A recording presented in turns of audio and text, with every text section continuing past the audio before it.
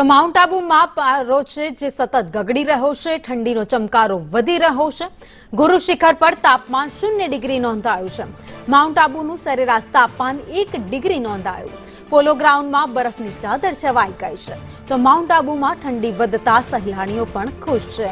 Hill station પર ઠંડીનો આનંદ માણવા લોકોનો ધસારો સતત વધી રહ્યો છે। તો Rajasthan mount Abu hill station પ્રવાસીઓનું ફેવરેટ આ સ્ટેશન છે, જ્યાં સૌથી વધારે લોકો પ્રવાસે જતા હોય છે। ત્યારે ત્યાં પણ ઠંડી વધી ગઈ છે।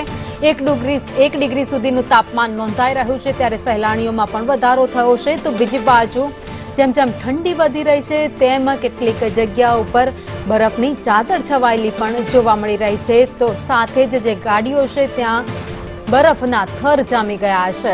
નકી લેક આસપાસનો વિસ્તાર જ્યાં લોકો મજા માણવા માટે અત્યારે પહોંચી રહ્યા છે। તો રાજસ્થાનમાં ધીરે ધીરે ઠંડી વધી રહી છે, માઇનસમાં પણ તાપમાન નોંધાઈ શકે।